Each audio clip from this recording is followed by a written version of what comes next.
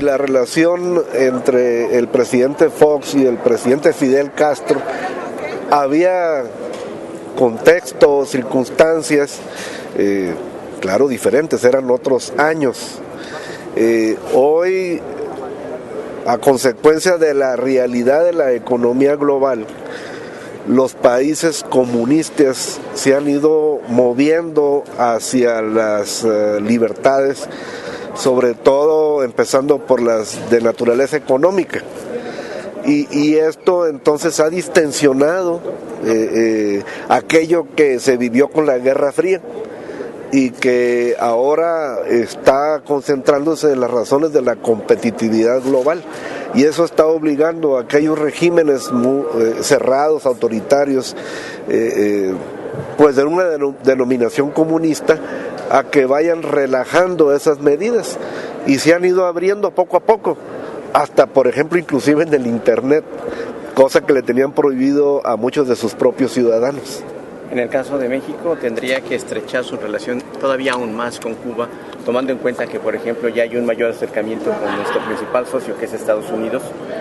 Yo lo que veo es que hay una natural identificación de los pueblos de México y de Cuba. Somos muy parecidos en idiosincrasia.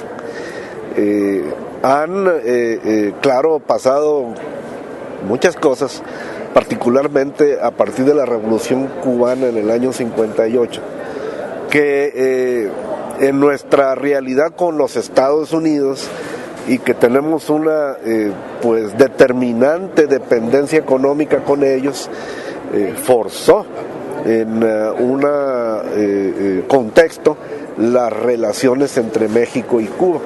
Sin duda esa fue una de las razones más importantes cuando sucedió el suceso entre el presidente Fox y el presidente Fidel Castro.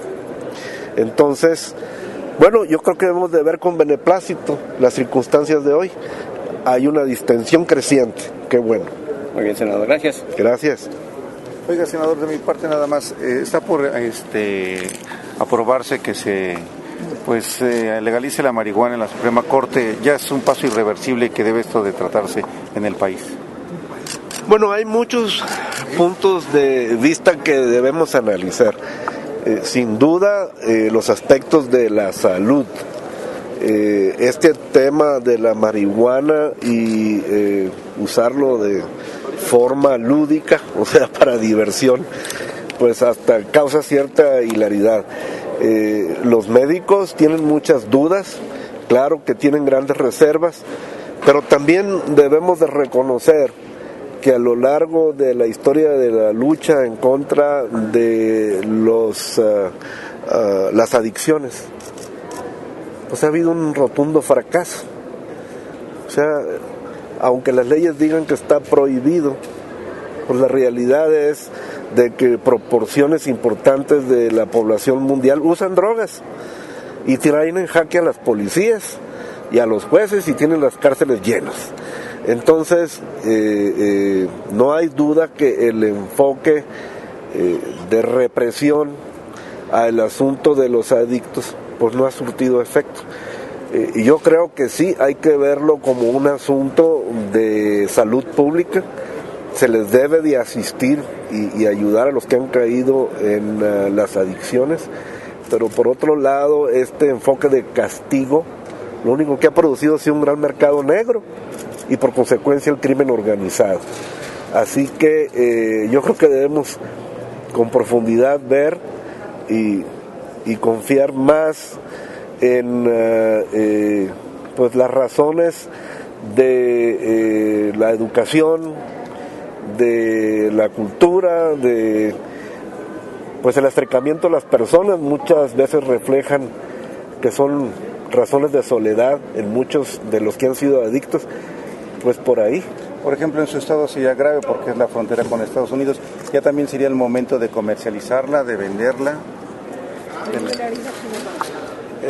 Yo lo que veo, bueno, los propios norteamericanos que fueron los primeros en poner un grave o gran énfasis en contra de las adicciones, pues representan el gran fracaso mundial. del control a las drogas. De hecho, los problemas de crimen organizado y de inseguridad que vive México, pues es la cola del papalote en la que estamos porque nos lo producen los Estados Unidos y distorsionan la economía nacional. Así que, pues después de tantos años, yo creo que sí hay que cambiar el enfoque.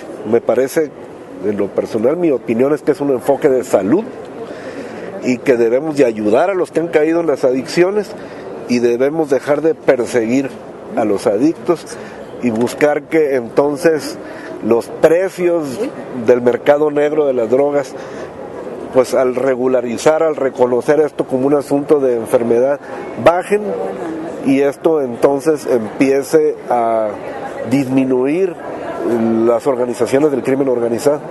Y también la presión en las cárceles, porque gran parte, creo que un 70% de las cárceles están llenas de personas adictas.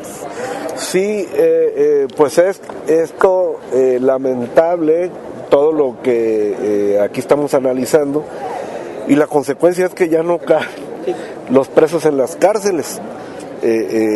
Algo no está funcionando y ya son muchos años de experiencia global. Gracias, senador. Muchas gracias. Gracias. Muchas gracias.